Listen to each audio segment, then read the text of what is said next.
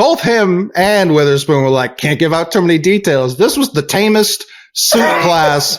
I am better off giving a crackhead $1,000 in cash, dropping them off at the trap house, and believing they're going to save at least $5. Cut to it. Cut to it. Let's get down to it. Cut to it. Cut to it. Cut to it. Let's get down to it. So, obviously, the New England Patriots are disappointed. So they say, hey, they took our guy, straight back. Pittsburgh Steelers move up. Pittsburgh Steelers, they get a tackle, and they decide, hey, we need to take care of Pickett and Harrison. We need to go ahead and get this offensive line situated. It's not New England, the Pittsburgh Steelers, nothing sexy about any of their draft picks. Mm-hmm. Nothing was sexy about it. But they are notoriously known for they're just going to draft blue collar, and then they'll be on the squad for the next 5+ years. Right. And you'll be like, who saw this? Nobody. The Pittsburgh Steelers did.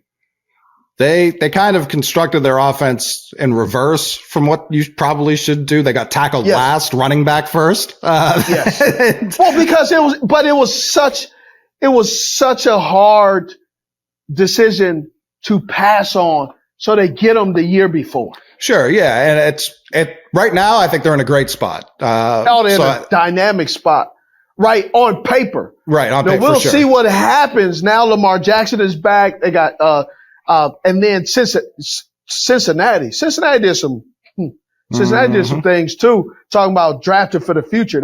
They done some things too that's gonna show you. They got some guys leaving next year. Oh yeah. Yeah, right? I mean, they got a wide receiver and a quarterback to pay. They have to get cheaper in different areas. Yeah. So you got the New York Jets talking about them. New York Jets get Will McDonald from Iowa State, and a few people were confused by this. Were you confused by this pick? I think they were, like you said. It's the clock starts, and they had 20 minutes because once they knew the Patriots traded, they weren't getting. I don't know that this was the best pick of the first round. I don't know that it was the worst. I saw some people who had Will McDonald as their edge 2, right behind Will Anderson. I saw other people who had him 6-7 range, top of the second round draft pick. So that's where it's like, was this a need? I don't know that I necessarily care if it's a need, or I don't really love drafting for need unless you need a quarterback. It's a little different, but I mean, they already have a pretty good front seven. If he can fit into their rotation, it's a good pick. If he doesn't, or if the buddy they took last year from Florida State falls out, now it's like, all right. Well, buddy from Florida State is not the guy. That's Jermaine why Johnson. I believe Jermaine Johnson. Jermaine Johnson is not the guy. That's why I believe they picked him. They needed an edge rush. He's linebacker, but they needed an edge rusher. Yeah. They're already in the 3-4. So what they're telling me is, look, we got Johnson. We thought it was a great pick. He's here. We realized he's all right. Right. He's not the guy that we need. Our defense is really good. And then Joe Tippmann, 6'6", watching his highlights, they say he's the best. They say he's the best offensive lineman in the draft. When they said he was 6'6", when they announced him, I had to sit back. I was already sitting down. I stood up so I could sit down again. So I was like, it's 6'6" center. What? Yeah. Basketball? Like, what do you mean 6'6" center?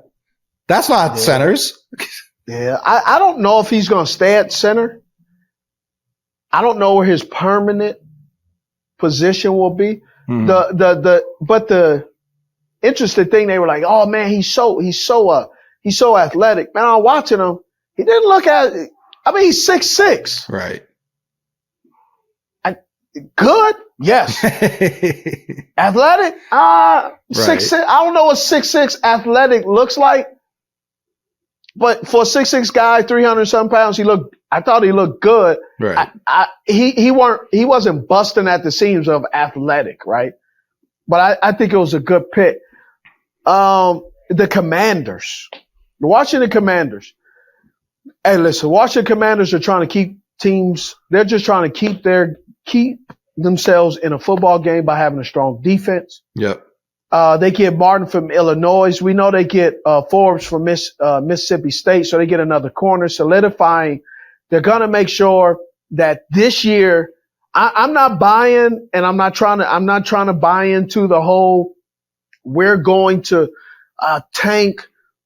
I think Coach Rivera is doing exactly what he's most comfortable with is let's keep it close, let's get defense, and let's try to pull it out in the end. We got a young quarterback, so let's try to get as many turnovers as possible to give him as many opportunities to get this thing shaken out to benefit us. But at the same time, we can minimize the bleeding by having a pretty stout defense. And they give Martin from Illinois. He's a plug-and-play guy. I think he was a third-round pick. He's a plug-and-play guy. It's a smart move. They get two really, really good corners. But at the end of the day, their quarterback of the future is in the draft next year. Yeah, I mean, I'm not all the way out on Howell yet. I am. All right, that's where we differ. I also don't know that like Washington's the best place for him to learn quarterback, so that's part of it too. Nope, it's not. But yeah, and before you, it's not their place because of the coordinator. I think Eric Bieniemy will do a really good job with it. I just question Coach Rivera and the direction of the team overall. Listen, when your head coach has an opportunity to go to the playoffs and he starts the other quarterback in which we know is not going to help you, you are better. I am better off giving a crackhead $1,000 in cash, dropping them off at the trap house, and believing they're going to save at least $5. And it's like, I mean, he even after that game was like, I didn't know the playoffs were on the line. I'm telling you, that $5 crackhead is a quarter. Right. The dope man don't give change. So I'm just saying, no. I put my money on Chris Rock in New Jack City over Coach Rivera at the Washington Commanders. Baby powder all over his face. I'm still going with the crackhead. I'm sorry. They've been trying to take Antonio Gibson's job away from him. It was Pookie. Sorry. Pookie, yeah.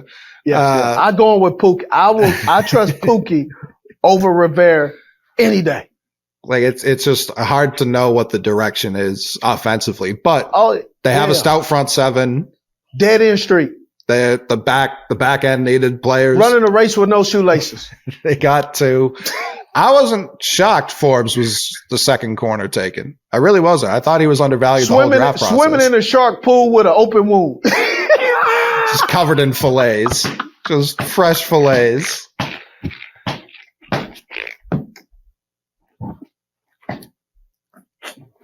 I'm sorry. No, I keep going. Oh my gosh, I'm sorry. Oh man. Robbing a bank with no mask on. Here I am. Oh man. Oh, sorry. I apologize. Oh man. You're good. Have you ever thought how far we've come with surveillance technology? Just thinking about bank robberies in the old Western days, you used to kick the door in, no mask, announce your name. I'm Billy the Kid. I'm robbing the bank. It was Spurs. You'd go 1 mile over. They'd never see you again. They'd never find you. Someone would draw your face from memory and put it on a wanted poster. Hey, you be in the next town over in the saloon. Oh man. No one has any idea where you came from, where you got that load of coins. You'd be okay. Then you'd rob that one and go to the next town. It was a simpler time. Oh, yeah. Man, yeah. Oh, gosh. Face recognition. Oh, yeah. They got your irises, their pupils. They're like, oh, we know exactly when the minute he was born, we've known this person. Yeah. Oh, man. I'm sorry. I got sidetracked. It was hilarious, though. I don't believe them, man. They've given nobody any reason. They can't even sell the team to another billionaire. Like, they've got a lot of problems going on in Washington. It's like it's like, man, is that real chicken in the nuggets of McDonald's? Is it? Yes or no? It's a slime that they use. I don't know where the slime comes from. I don't ask too many questions. I just eat the nuggets. Yeah. Oh, ew. Ooh. All right. Number 17, your New England Patriots. They get our guy, Christian Gonzalez. He's not a real talkative person, so I think that's why Bill loves him. I think they had a conversation of 7 total words, and Bill was like, I like the cut of that guy's jib. Yeah. We saw the suit, though. What'd you think about the suit? Both him and Witherspoon were like, can't give out too many details. This was the tamest suit class. Now, at least Christian had the flag, the Colombian flag on the inside. I thought that was super dope on the flag. Mm-hmm. I just thought it was super dope on the flag. I was kind of like, oh. He couldn't tell us this. Tell us that. Exactly. Yeah. I had my eyes peeled, like, oh, we're gonna see some crazy suits. Only Addison really showed out. He put on the grandma's sofa pattern, which was unbelievable. I loved it. Yeah. And he had the Soldier Boy glasses on too. Yeah, that boy had that. Is that velour? Is that silk? I like that one. Christian Gonzalez. Really, I like that pick. I'm going to ask you, I think you're the resident New England Patriot. Where does he play, and what coverage are you primarily playing with him on your defense? So it's interesting. Last year was the first year the Patriots really played more zone than man. The whole Belichick era, that was the first, and it was a lot because we lost J.C. Jackson and we brought in 3 rookies. Yeah. And so Belichick was like, let's play zone. I don't think he enjoyed that very much, Bill. Because when we talked about Christian Gonzalez early in the process, it was like, he's better in man than he is in zone. When we talked to Christian, he said, I need to improve on zone. And one thing I really haven't, at least he's honest.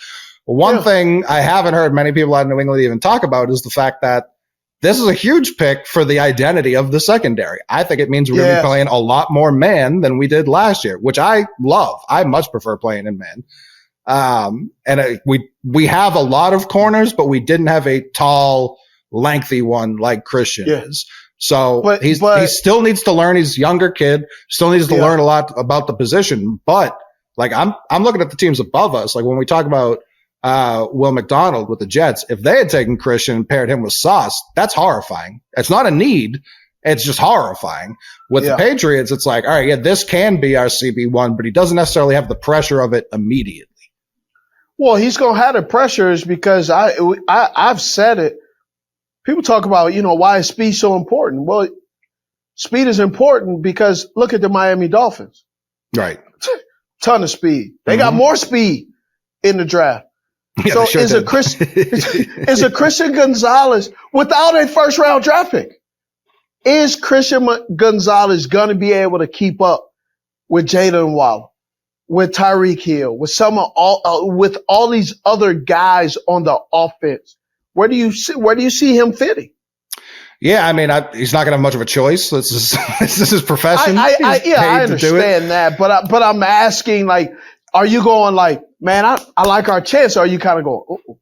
No, I like our chance. I mean, and it is because we were playing Jonathan Jones on the outside last year, pretty much a career slot nickel guy. And he did an admirable job, but there were times where, especially like that Minnesota game against Justin Jefferson, a couple of times where it was just like, we don't have the athlete or the size to really do anything here.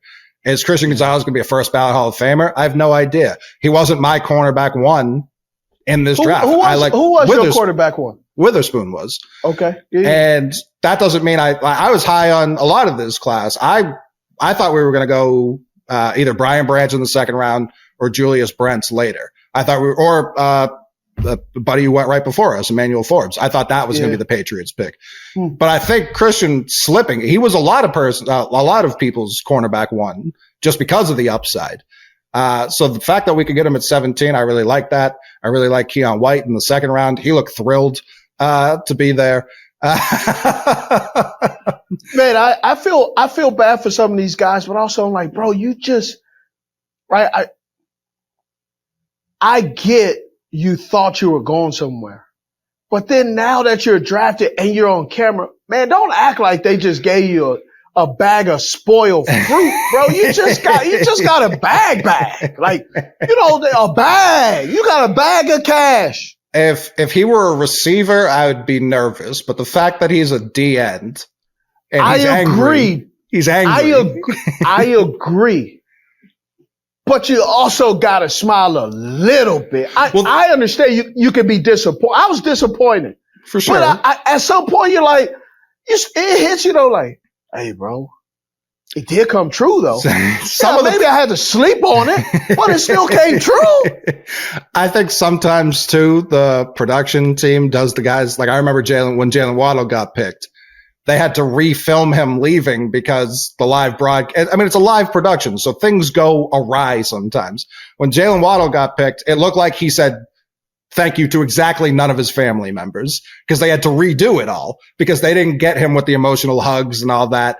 They came back to him and they said, you're live. And everyone did the fake cheer and he just walked out. It looked like he was like, I'm leaving my whole life behind. See you later. That's what it looked like when he got taken. So Keon White, that more footage came out later where he was like tearing up and hugging everybody. Oh, when they cut to him live, I was like, oh, he's ready to murder someone immediately. Yes. Yeah.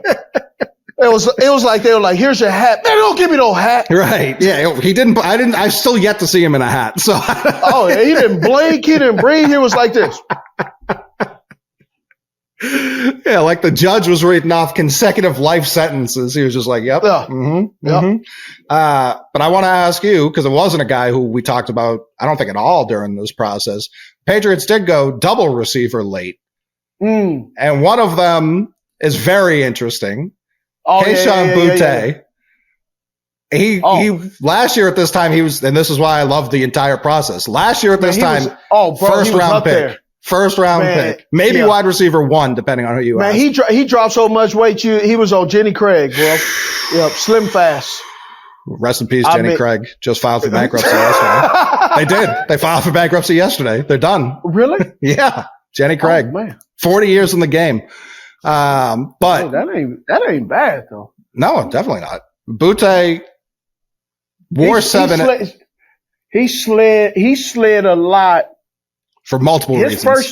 His first 2 years in college, ball. Mm-hmm. I don't know if he started reading his press clippings, but all of a sudden he seemed disengaged. So he got some brilliant advice to only do certain specific drills at the combine, and then we will work it out at his pro day. And his pro day was like what we were talking about in the beginning of this show about the rookie minicamp. It didn't pan out for him. No. Right? He has not. Do I play at the bowl? Do I not play at the bowl? Will I do this and will I do that? Based off the history of the New England Patriots, I'm concerned for Kayshon Boutte in his earlier career because he's shown that he is not great at making professional decisions today. Can that change? And am I being harsh? I'm just telling you what I've heard that he went in the 6th round. Like that, the NFL told him this. Like trying to paint the whole picture. His sophomore year, he breaks his ankle, which people recover differently. Not his fault. Correct. Not his fault. And I'm not saying that sarcastically. I'm just saying, not as injuries happen, right? And not everybody recovers from the same injury the same way. Correct. There's always complications and a lot of other things. And not only does he come back from that injury trying to rehab, he has an entirely new coaching staff, new quarterback. Yep. Not his fault. Correct. And not like whole new everything. And he's spoken about it. He's like, I came back, I didn't know anybody. And so that can put you in a different mind state. Now, certain people would handle it better, for sure. Now, hold on. Goalpost still in the back of the end zone? Oh, yeah. 55 wide, 110 long? Mm-hmm. They still got those white stripes on the side? Maybe not in Louisiana, but yeah, everywhere else. All right. The dudes that get your Jordans and stuff at the Foot Locker, they still got a whistle? Woo! Right? Yeah. Oh, yeah. Okay. Just check. I'm just trying to make sure because I hear you. Listen, but don't sell me as don't sell me as if he went from soccer to American football to European football, which is soccer. Right. No, for sure. And that's where I also go. I saw him outrun the entire Georgia defense for a touchdown last year, not 2 years ago, not 3 years ago, last year against national champions in the SEC championship game. Yep. So I've also seen him still perform against elite competition. Correct. Recently, not 2 years ago, not freshman year. And this happened with an LSU player last year too, was Stingley. He didn't follow the 6th round, obviously, but people held almost his early success against him. It's like when you don't. No, so Stingley, though, has some injuries, and he still has struggled with injuries. But Boutte has really just kind of dropped off more of a concentration issue. For sure. He's had weird off the field stuff, too. Like, very weird. Like, no other player in the draft had that stuff. Like some real questionable things that we're not going to talk about on here. Right. Yeah. No, because I don't know what's true, what's not, but it's out there. And he also said he was coming back. And then 2 days later was like, actually, I'm entering the draft. So there are for sure flags. And even the way he answered the question, he was like, I'm as focused as I've ever been. Maybe. What do you mean? Maybe? Like that was, just stop your sentence one word sooner. I would like that was. Or just don't say anything. Sure. Yeah. That also too. But the talent and where he was picked, I love the swing from. I don't think I'm questioning the talent because the talent and the decision making are the same person. Mm-hmm. And so which are you going to get? Because there are some talents who have bad decision making and there's never ever a question of the talent. Mm-hmm. With him, it's a question of the talent and it's a question of decision making too. Like the questionable decision making, and then the talent sometimes doesn't show up either. It doesn't, but when I also just look at the numbers he put up, there were guys taken, even with a bad year, like an objectively bad year he's coming off of. He still put up better numbers than a lot of guys who got taken ahead of him. So that's where I'm struggling. Absolutely. That's where I'm struggling with. It's like, all right, I know there's a reason he got picked here. For sure. I'm not debating he should have gone way higher. Well, and so now what I'm wondering is, how does he come into the camp? Does he come into camp feeling like he was, man, I was held back. I shouldn't have never got drafted here. And does that equal to let me work my tail off? Or is it y'all lucky to get me in the 6th round and let me know when you're ready to let me practice? For sure. Yeah, that's right. big. And when I say let me practice, meaning, man, I should be running with the 2s and 3s, not with the 5s and 4s. Right. Right. Which I should be getting 3 or 4 reps in a row, not 1 rep every other drill. For sure. Because a 6th round draft pick is getting 1 or 2 plays every other drill. Mm-hmm. And I've seen and experienced sometimes that can mess with a player, and he can already be checked out before he's allowed to check in. Absolutely. And the Patriots, not GM because that's Belichick, but Matt Groh has spoken like he has it's all on him. Like I think they've been pretty clear with him. But he didn't. I mean, I'm saying it worse than he said it. But when teams say that, that's all I'm like, man. I hope the guy gets it. For sure, right? Yeah, I agree with that. I agree. I think it's all on him because it's not like we have the most talented receiver room in the league. I think it's safe to say. So he has an opportunity in front of him, and that's where I think I like the risk. And I think I've seen a couple guys say Demario Douglas probably, I think he was picked after Boutte, probably has more of a chance to make the team just because I think he knows what kind of player he is already. Yes. So that's big. He's went to Liberty, switch over and play running back. He's an interesting study. I'm still studying him a little bit just because watched him at Liberty and I'm like, I like him. I like what I see so far. I haven't went in depth because he is a guy that are later rounds. He's also one of those guys where people are like, oh man, he's a sleeper. He's not a sleeper. Stop. Now, when he gets in an organization, how much they use him and how much he embraces and takes the opportunities and run with them, but he's not a sleeper. He's drafted. Oh yeah. He may be a sleeper to you on your couch, but he's not a sleeper to the National Football League. And just talking to Patriot fans directly, people, after we went defense first 3 picks, which I loved, strengthening your strengths. It was when's the help from Mac coming? When's the help from Mac coming? You take 3 offensive linemen. Our offensive line was bad objectively bad last year. We took 3 offensive linemen. That's help for the quarterback, whoever it is. That's help. Yes. And then you take 2 lottery ticket receivers. Hope one of them hits. Hope both of them hit. I think you got a lot of help. We got Gesicki in free agency. We got Juju in free agency. We've added weapons. I like Gesicki, man. I don't know what happened in Miami, but I like Gesicki. Yeah. Develop. I'm not. It's going to be interesting with Juju because both of these guys that you got in Gesicki is obviously a tight end, so he's going to be he's going to be in the slot, right? Standing up in the slot or with his hand down in the slot. And then now you have Juju, who's a slot guy, right? Or primarily closer to the line of scrimmage. Mm-hmm. Douglas closer to the line of scrimmage. And I think Butte is probably a guy that they're hoping that will be outside. Yeah. So we'll see how it's constructed and see where the chips fall. And Parker's still there.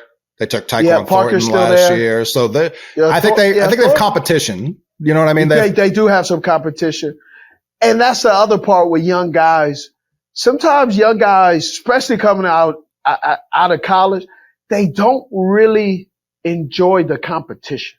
Because they haven't had it. They shrink down sometimes to the competition. What do you mean I have to work? Do you know who I am? Yeah, you're a rookie. That's who you are. So it'll be interesting to see how they go. Tampa Bay Buccaneers, like this one, get the D tackle for Pittsburgh, Ed Oliver. Mm-hmm. I like this pick. He's going to be extremely tough to block. Especially next to Vita Vea. Yes. And I say Ed Oliver, which means Ed is still developing. Ed is not a finished product. So he's going to be tough, but I think it's going to take some time to really kind of know what kind of player he's going to be and how much and how consistent will he impact the defense. But at the same time, the Tampa Bay Buccaneers they're a little bit in a pickle, right? They got Trask, who is in the league. He's in the NFL. He's in the league, right? They also got Trey Palmer out of Nebraska. He could flat out run. Yep. Right? You could tell that they're changing it. They got their linebacker, White. He doesn't want to be there. They say we got champagne problems. Do you notice who's back commenting about personnel now? Oh, Bruce? Bruce Arians. Yeah. Now the terrific Tom's gone. You notice that? Don't think they messed that well. And then something came out that they're impressed with their quarterback right now with his passion and his work ethic. I think that's what they said. So sounds familiar. Yeah, it does. Yeah. Really, Tampa's really they're in such a weird spot. Like I'm using the word weird. I like Coach Bowles. I'm just not sure if with Bruce Arians up there that Todd Bowles has a real legitimate opportunity to be a really good coach on that team. Right. Yeah, I was surprised I guess I wasn't surprised because I've seen it a lot, but I don't think teams are honest with themselves as often as they should be. This was a prime opportunity offseason, I think, to kind of tear it down all the way and rebuild that way. And they're kind of trying to do both. They're trying to rebuild while compete. I think they think the division's still up for grabs, which I don't necessarily agree with. So I think they're trying to half-ass two different plans, and I don't think that really ever works out. I love the way you said it.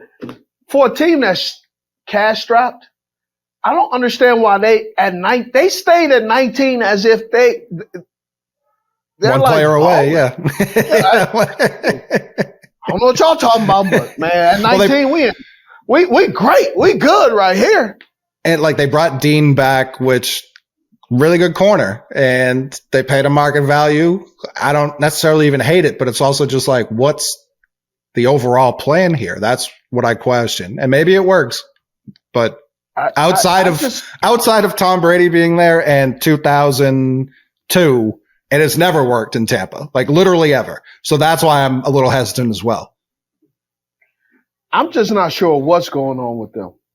Yeah. Right. And what they're really doing, and looking at, on paper, the Atlanta Falcons got better. Yep. The Carolina Panthers got better. Mm-hmm. New Orleans Saints look like they got a little bit better. Can we really say the Tampa Bay Buccaneers got better? No. No. It'll be interesting to see. I'm just not sure about this team. No, they're not sure. I know. This is an interesting pick, and I want to break this one down and go even further because 21, 20, the Seahawks, they get JSN. Love the pick. We already talked about it. They got a starter, day one impact player. 21st pick, the Los Angeles Chargers get Quentin Johnson. The people were saying I was hating and I'm this. I said his stock dropped. He was a top 10 pick. He was projected to be a top 10 pick. And his stock dropped, but JSN is the first receiver taken at 20. And what did the Chargers do? The Chargers go and get Quentin Johnson. But what I really like about this pick, actually I love this pick, is because Quentin Johnson gets to learn how to play wide receiver. He knows how to play wide receiver. But he doesn't know how to play wide receiver in the National Football League like Mike Williams knows how to play wide receiver in the National Football League. Right. I love this pick is because now with this pick, all the question marks about Quentin Williams gets answered because the example is Mike Williams. Mm-hmm. Mike Williams coming out of college wasn't fluid, but you saw the potential. Right. You saw the range, the catching ability, the releases. Now Quentin Williams doesn't. I don't care who the Los Angeles Chargers have as a wide receiver coach. The dude can be blind. Doesn't matter. He has such a great example, and then he has Keenan Allen that he can steal some moves from. Who's a large, not as tall, but he's not. He's not bigger 5'9". body guy. Yeah, and bigger body guy. He's too. older, savvy. So I really like this because Mike Williams is the same damn size as Quentin Johnson. And so you don't have someone teaching him. Like, I can't teach Quentin Johnson how to play wide receiver because wide receiver at 6'2", because ain't nothing about me 6'2". Well, I think it's interesting, too, especially how he was used at TCU, something we talked about. He really wasn't used on the outside at TCU. It was a college offense. It was a college quarterback. They kind of used him as a big slot, which, if you look at what people were mocking to the Chargers ahead of time, it was Jordan Addison, it was Zay Flowers. It was the slot guys. So not only can he learn from Mike Williams and Keenan Allen how to play all over the field, immediately he can just step in and be a big slot, which is horrifying if you're a secondary in the AFC West, because they still have Herbert. Like, that's not been the question. And if they can put all three of those guys on the field, with I'm blanking on the tight end's name that they got from Seattle and the Rams. Oh, you talking about Everett? Yeah, Gerald Everett. Yeah, so it's Gerald like Everett. they got those four on the field at once with Eckler if he's still there or whomever. That's going to be someone's going to be open. Here's the only thing, though, that I'm pushing back on. I think they got a little bit too cute. They get Davis, who's running a 4.36 from the other TCU, and then they get the quarterback from TCU. The one thing that I wrote on my notes, Josh Palmer, just became expendable. Now they're talking about, oh man, I love our receiver room. I'm super excited. There's no better receiver room. Yeah, but you're not talking about you're not talking about the whole receiver room. Man, you're talking about 3 guys, bro. Let's be honest. And Josh Palmer is not the guy. What I will say, Mike Williams and Keenan Allen aren't the healthiest of humans. That's true. So Josh Palmer he definitely wasn't thrilled they took receiver here, but there's still a path to some playing time for him. No, it's not.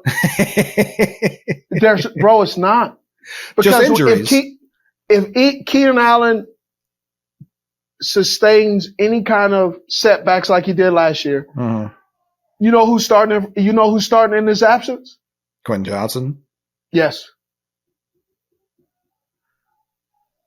And you know who's going to be playing in the spot that Quentin Johnson is playing in?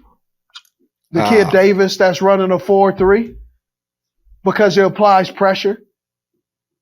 Josh Palmer, I watched him. No. Yeah, he's a guy.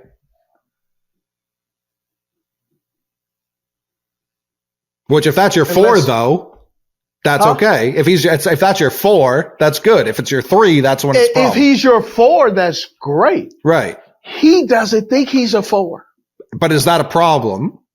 Yes, that's a problem because when you don't know you're a 4 and you're experiencing 4 type of experiences, you know what that means? You're behind the 8 ball. Yeah. That means that you are getting thrown cold water in your face, and so you have that infant response. And then several seconds later, I see this being problematic for one guy and one guy only. Right. Josh Palmer. Yeah. Sorry. It's a reality. This is why they have the draft. It's not just guys getting jobs, it's guys losing jobs too. I mean, as soon as they made the pick, job gone. Now, can he do something about it? Absolutely. Oh, yeah. Is he capable? I think so, but I wouldn't be shocked if he's not, because here's one thing that coaches love, man. You could scheme up some stuff, but what they can't teach, speed. Mm-hmm. And Davis from TCU and Johnson, they have speed. Yeah. And think about this. The quarterbacks run in practice. The TCU quarterback, Duggan. Yeah, Duggan. Right? He's going to be running second or third team with who? His own guys. Davis. Yeah. Who you think he's throwing it to, Davis or Palmer? Right, Davis.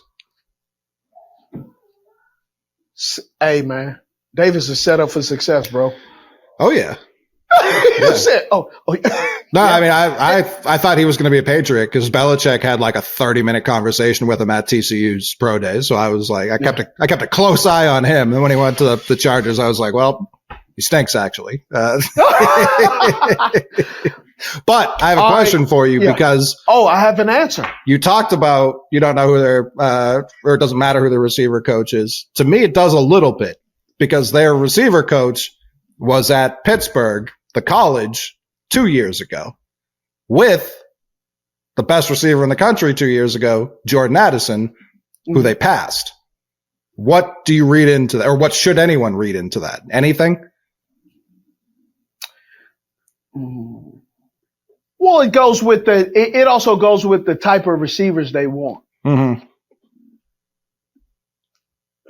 I wouldn't say Williams is slow, but I wouldn't say he's fast.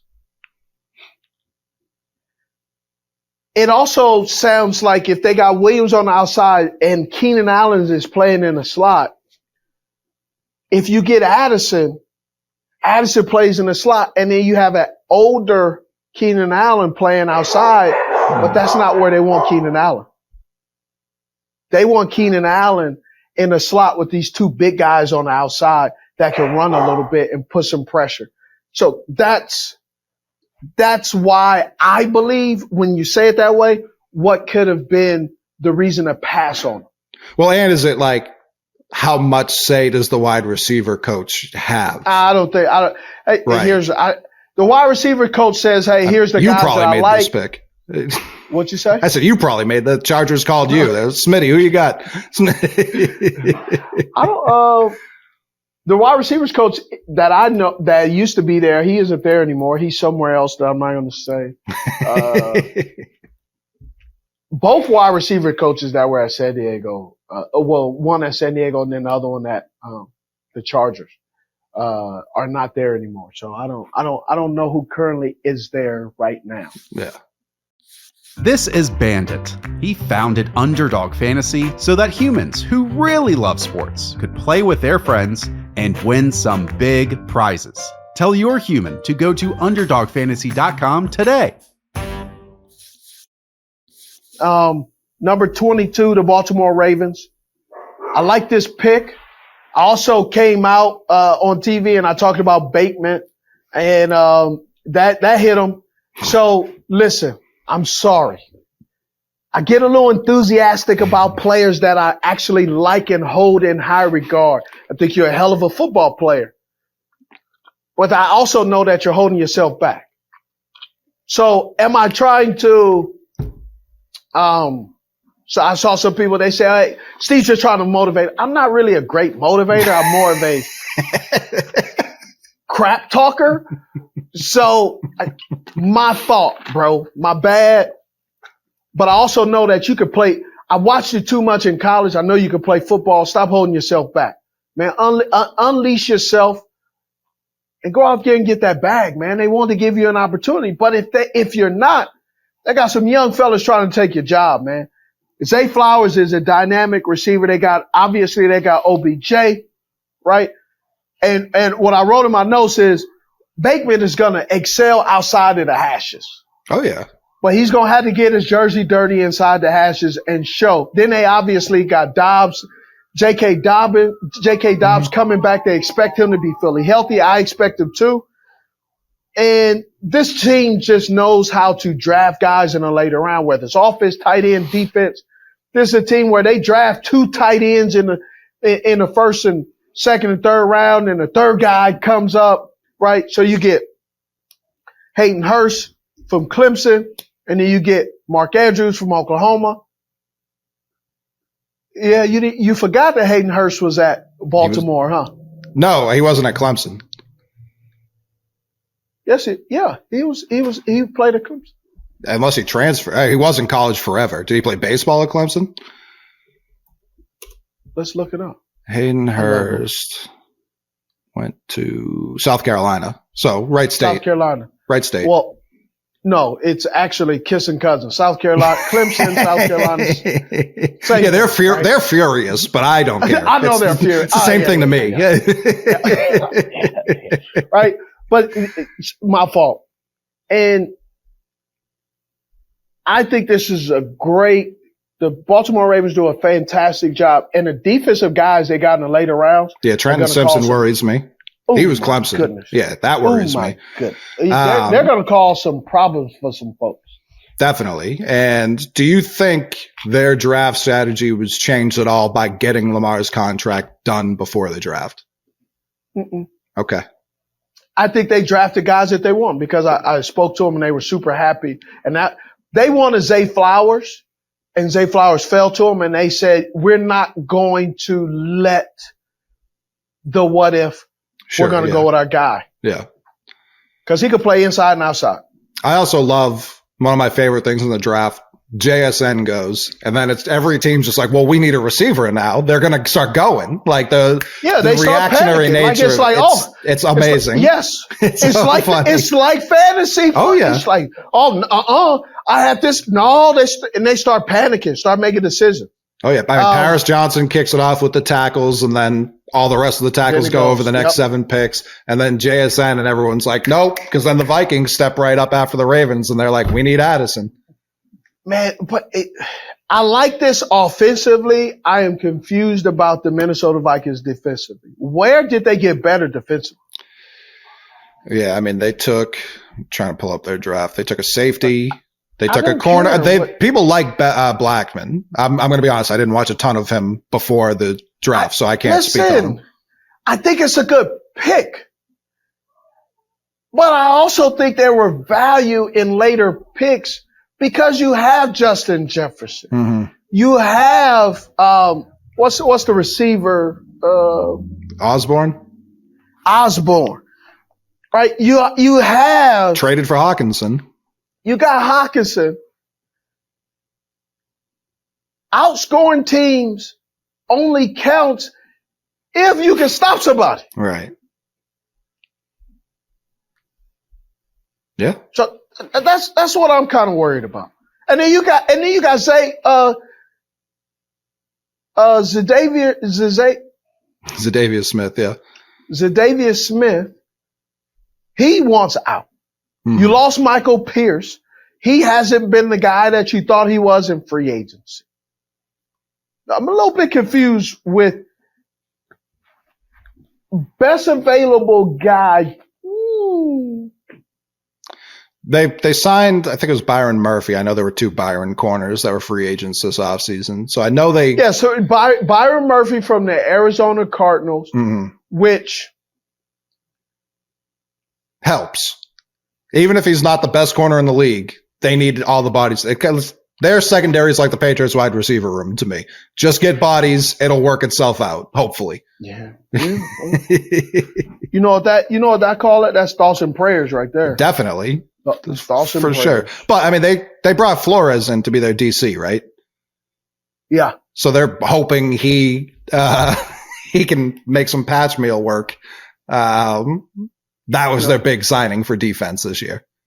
See, I thought I would assume the next pick, like the Giants, they would have got Banks. Right.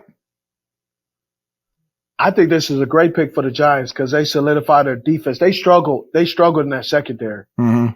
Man, I mean, Wink was putting guys on islands. No, darn well that guy he was over there talking about survivor. What? Naked and afraid. I'm not a survivalist.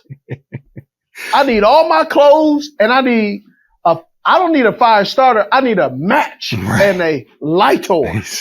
Flare, yeah. Yes. The Giants, I don't think they had the best draft. They do. They celebrated every pick with cigar. They threw a parade after I love it. Like, why not? Why not? You see the Jalen Hyatt interview. The little snippet is coming out with the Cowboys wide receivers coach. Yeah. Yeah.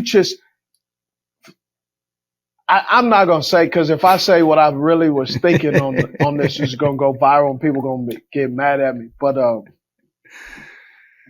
I thought it was interesting. I don't think it was a dig. I don't think it was motivation. I think there were some questions about a lot of the Tennessee Volunteers, University of Tennessee. That offense was very gadgety. Mm-hmm. Some people questioned it. So I think it's a legitimate question.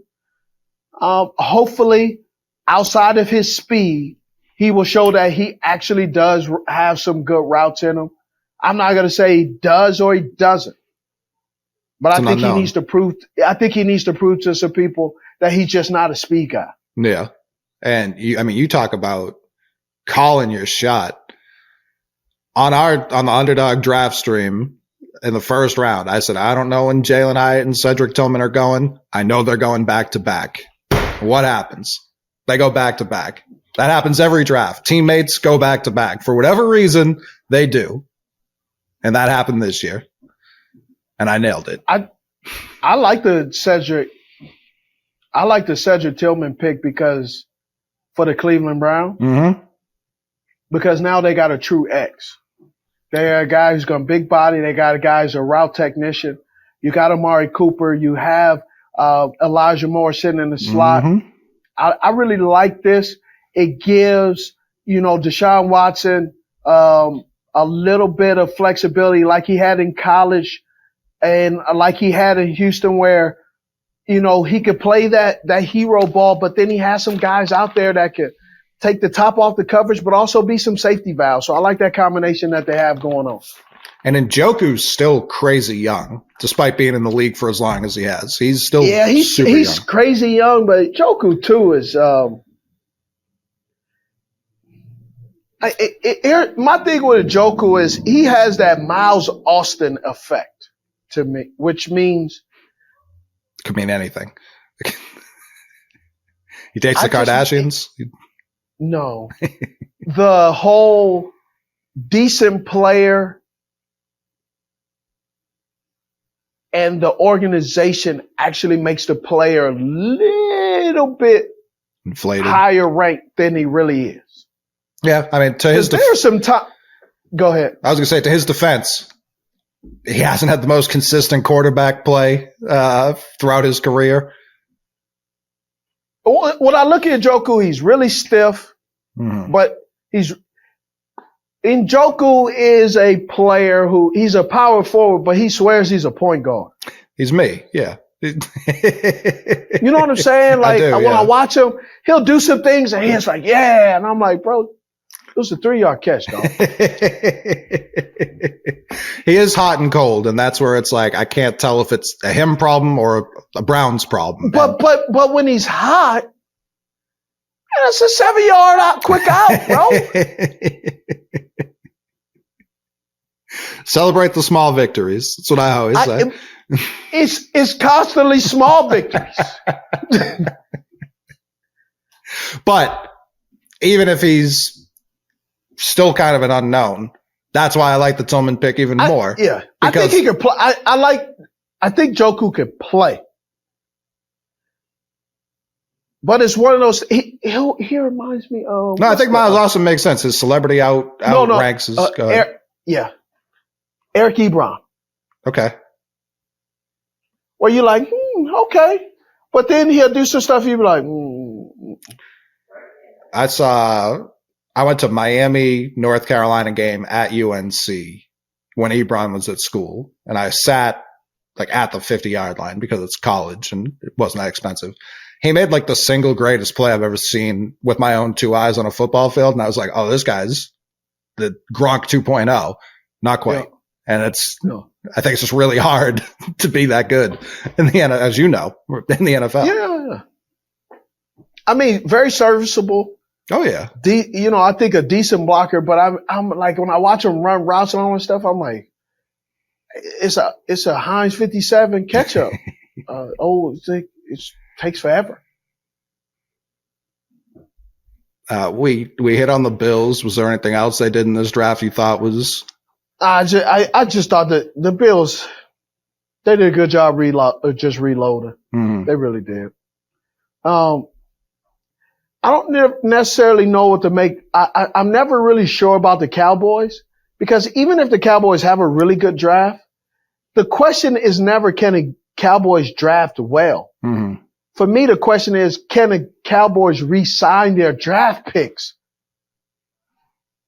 Right? The Cowboys let couple of years ago, man, they had one of the best offensive lines in the league. Mm-hmm. They let all those guys go for various reasons. Unrelated, not all related to not re-signing them. They had some guys that, got sick, had some injuries. And then they use all this draft capital to get some guys in the draft. And then they don't re-sign them. And now they find themselves right back in the same position they're in. And so it's hard to get excited because I'm concerned, what are they going to do next year? I just appreciate that they go in there and they're just like, who's the best player on our board? That's who we're taking. It's how, like, Yes. they let the draft come to them in a way that other teams do not. Like, you see teams, like, typically the Saints panic. They're a team I would say traditionally panics. They trade up. Someone dropped a stat during the draft. I think the Saints have made 30 consecutive trades in the draft, all up, not one time back. They haven't even considered trading back.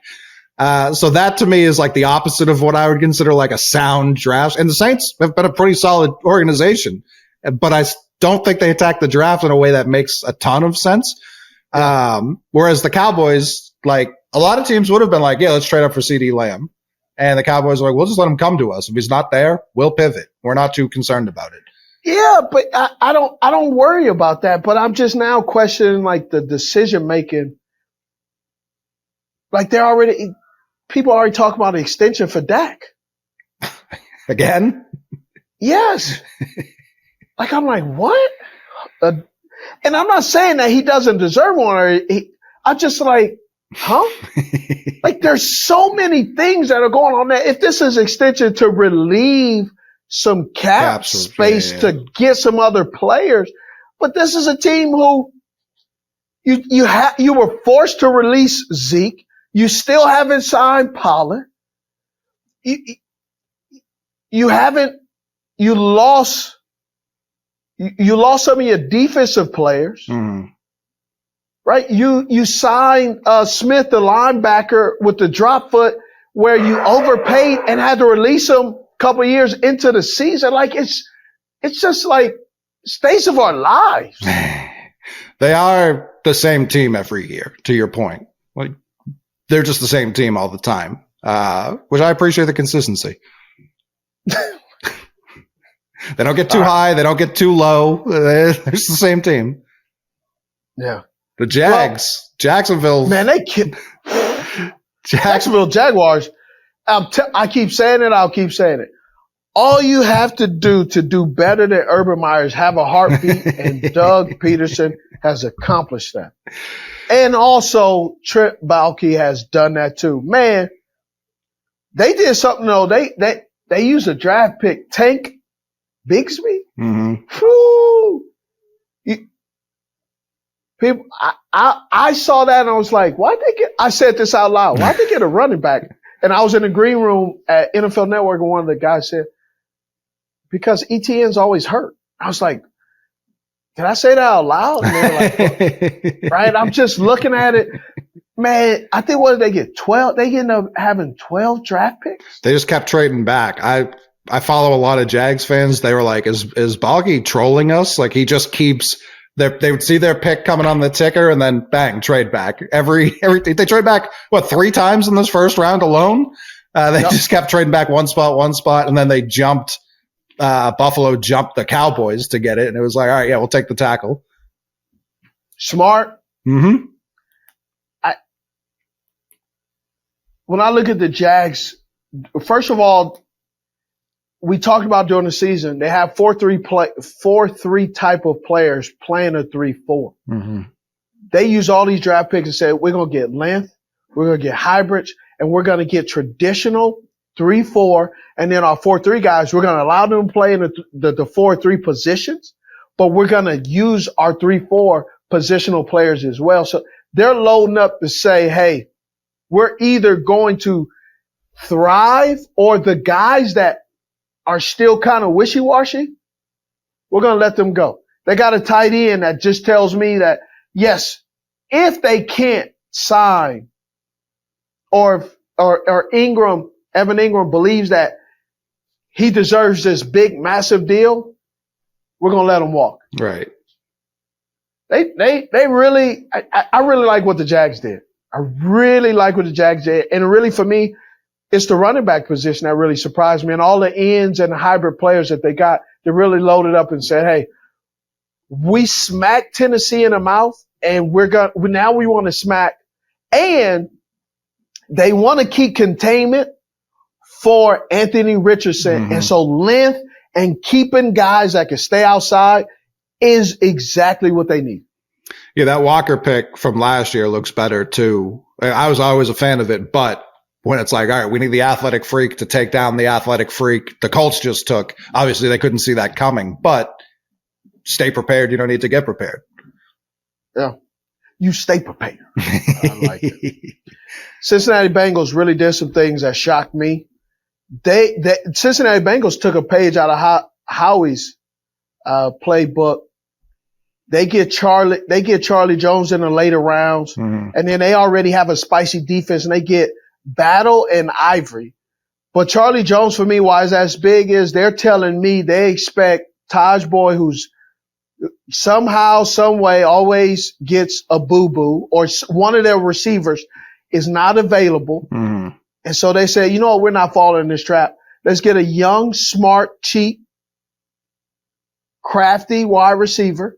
Taylor, Zach Taylor was with the Los Angeles Rams, and I'm not calling Charlie Jones Cooper Kupp.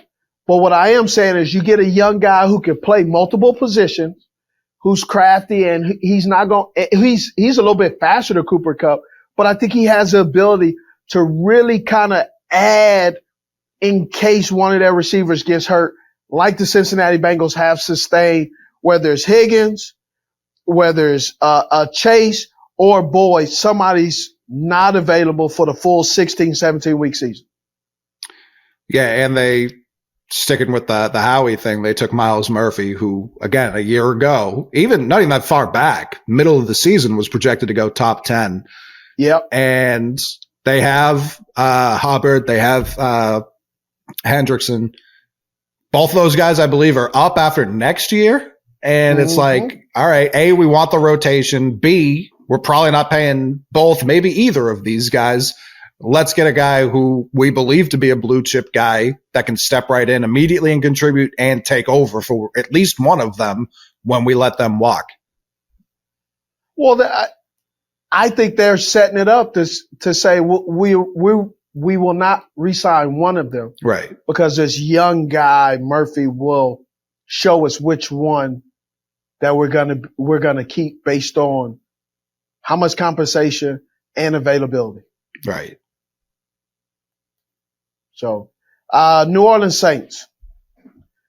I'm going to tell you something that's, I believe the kid from Notre Dame, Falski, I believe he's going to be a better player than their first round pick. Wow. Some of the people that I talked to, he said he's heavy handed and he's a game plan changer. Like, whatever you thought you were going to do, yeah, nah, don't do that. Right. That's bad business. Don't fall for that trap. That's what I'm hearing. He was another guy who was projected kind of around where the Saints picked in the first round, early in the process. And then late in the process, I saw him going in like the 90s. I was like, that's too much of a correction. He's not falling that far.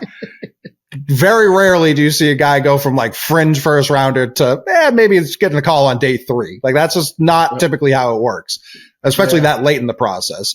So New Orleans going double D line. They just let who was the edge they traded up for a couple of years ago that they just let walk? Davenport. Yeah, Davenport. They let him walk.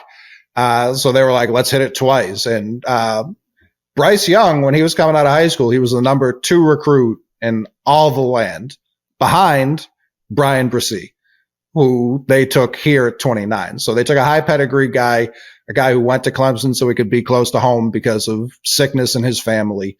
So I think he's going to come in and I think both of them are going to be a problem for the rest of the NFC South. I agree.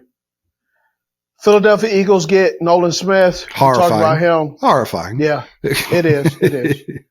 Man, an interesting one. Kansas City. What did you think about that pick? Let's get an athletic freak, and if he's as good as we think he can be. So the problem was, I think it was 2 years ago, maybe 3 years ago, they had Chris Jones playing edge almost exclusively out of necessity. And Chris Jones last year played edge sparingly, like in the playoffs as we broke down when he had those. Impact the game crazy. Right. And I think they learned a lesson when we get to line him up there every once in a while, tremendous. When he does it for a full season, not as effective. We need to keep him on the interior where it's an advantage for us. Let's keep that edge position fresh and young. Because outside of quarterback, there are people who think that is the next most important position on the field. So if you're getting this pick at 31, I'm just glad they didn't do a Clyde Edwards-Helaire here. They didn't try and get cute. They said, we're going edge. I believe that they realized with Clyde that there was it wasn't, the production was not going to be as much as they anticipated. I'm always impressed though with Kansas City, how the people they draft, it throws you off, but it never throws them off. They got Rashee Rice from SMU, right? Has a little bit of speed. He's not, 4.51 guy. He's not necessarily gonna wow you, but I love his balance. The one thing that's really, some people say, oh, he doesn't play this, he doesn't play that. He takes some plays off, and I think a lot of it has to, not because he can't play or he gets disinterested. His quarterback was so bad. You could tell he's running his routes like, man, is this quarterback going to get me lit up today or not? And so that really has something to do. And so I really believe that I think they're going to get out of Rice what they were hoping to get out of Juju. Okay. Right? You got Sky Moore. Now you got Rice. You got MVS. Yeah. And then you have, you got Mr. Glass, Kadarius Toney. So I'm interested to see, they have enough guys when one of the guys are not available. I think a young guy can step up and step in. And do you think Kansas City, because they waited a little on receiver, like some people thought they might go receiver here. Do you think they were factoring in Sky Moore, who didn't set the world on fire? More. Right. Do you think they were factoring him in as part of this, not necessarily draft class, but we need him to take a step up? Well, they need him to take a step up, but they also need to get a guy that, when you look at Sky Moore and Kadarius Toney, they're both it's kind of like what I talk about with the Lions, why they didn't get JSN. They're kind of the same type of player, right? And even though they're two different individuals, they're the same type of player, meaning where they can line up on the field. They both have to be closer to the line of scrimmage. They both have to be in motion. They both have to do this. They both have to do that. One of the comps that I saw about the Chargers with Davis from TCU is Mecole Hardman first and second year. Mm-hmm. I don't think that's a compliment because Mecole Hardman is one of those young guys where unless he's not in motion and he's not doing some gadget, there are times teams, they just kind of like, man, we're not worried about him until you make me worry about him. Right. And you don't want that from a speed guy. You don't want a guy where they have to make you be involved for teams, because for me, that tells me that they're artificially injecting you into the offense. Mm-hmm. And when you're not being injected to the offense, that means the defense isn't paying attention to you. And if the defense isn't paying attention to you, that means that that's an advantage for the defense, not for the offense. Right? You're already playing, right, with a quarterback, a non-mobile quarterback, right? Patrick Mahomes makes you play 11 on 11. But if you're one of your wide receivers is not there, then that means it's 11 on 10. Right. But if your quarterback is non-mobile, then technically it's 11 on 9. That's how I look at that. It's the Patriots. You said it, not me. It's just true.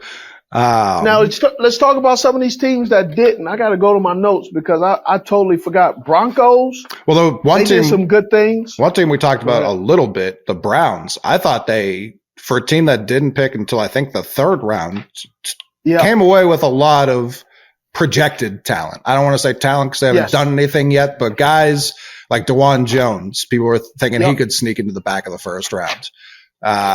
The Cedric Tillman, like we talked about, one of the few big body receivers in this class. Yeah, no, Cedric Tillman for the Browns was excellent. How about Cam Smith dropping down for the Miami Dolphins? Huh? Yeah, I didnn't care for that, especially after they got Ramsey already this offseason and have Xavier Howard there looking to bounce back. So, yeah, the Dolphins. Jealous, huh?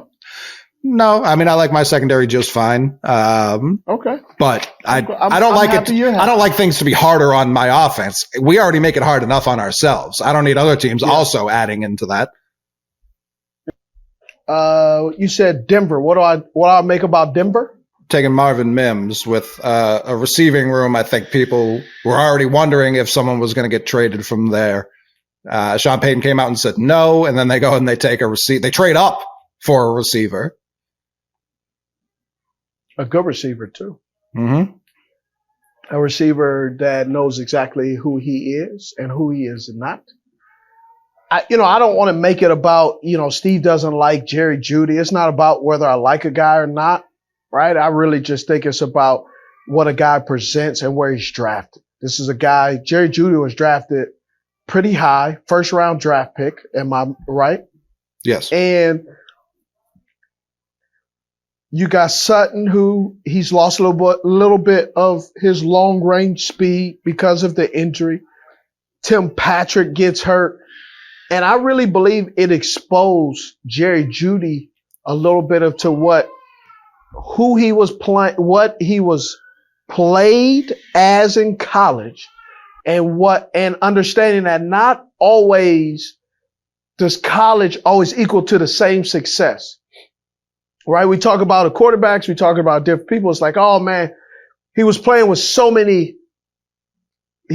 much better competition. And I think Jerry Jeudy, I think he's an excellent number 2. I think he will outshine as a number 3. Currently, right now, I'm not convinced that he is a number 1 wide receiver. I don't believe that. And that was brought on by, like you said, the injuries and Russell Wilson and the coaching staff not really having much of a plan the first half of the year. He looked okay in spots last year. But see, that's the thing. But that's not what you want from number 1. That as a number 1, right? If you're telling me that, man, CeeDee Lamb, he looked just okay. What? Right. You can't just look okay. Not with so many other things. Like, look at all the other first-round draft picks. Look at Patrick Surtain. Does he look at the second? He look just okay? No.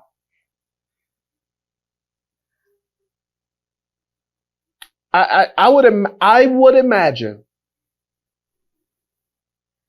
if Sean Payton does not get what he's looking for from Jerry Jeudy, Jerry Jeudy is not going to make it through the season or be on his team in 2024. They're going to they will try to get rid of him as fast as possible because Sean Payton is expecting to have some efficiency in his offense. That's what he's known for. Mm-hmm. And that's why they got Mims for the just in case.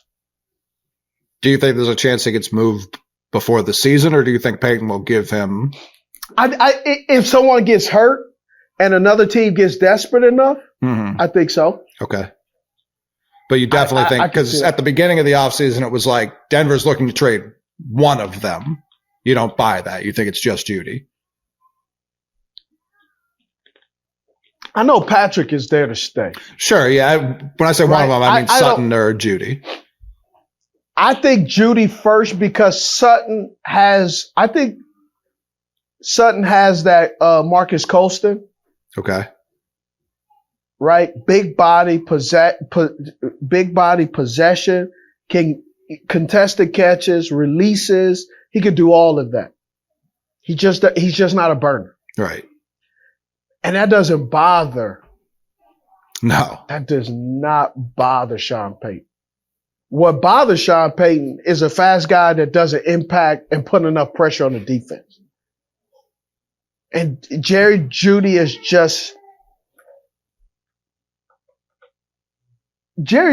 is a player who he was great in college. He's okay as a pro. Mm-hmm. And there's nothing wrong with that. Yeah. Now he may not like me saying that, but I'm just telling you what I know. Trying to think who else didn't have first. San Francisco 49ers. Yep. San Francisco 49ers did something that I thought was really interesting. Obviously they got better on defense. They got another tight end that nobody knows how they're going to really impact. Third round, they use a kicker from Michigan, which, okay, whatever. But the guy that really I'm interested to see, the 7th round, 253rd pick, Ronnie Bell from Michigan. Okay. Is this a Pettis type of pick? Where there's so much excitement, but you're really not sure. Because Bell, until he tore his knee, he could do a lot of things. 49ers know exactly, Kyle Shanahan knows exactly what he wants. My question is, will he actually be that type of player? I don't know. Since he's come back from his knee, he hasn't been the player that he was prior to. Right. So that's the part that kind of I'm interested to see. Which I think that's the perfect kind of guy to take a 7th rounder on. Be like, hey, I know, but sometimes in the 7th rounder they'll get excited because of the injuries. Oh, he failed, he dropped. And that's why I use the word Pettis. I think he can drop out to the skid row. I'm just, and the reason I say that is you could kind of find yourself you'd be released back on. And it's like you're going so back and forth that you start to get typecasted. Mm-hmm. Mm-hmm. Right? And you can never prove to anyone else. Right, like a Kevin White, you can never prove to anyone else that I could be. Is Kevin White, N'Keal Harry, I think it's Austin Pettis, a few of these guys where you just kind of like, man, what happened to him?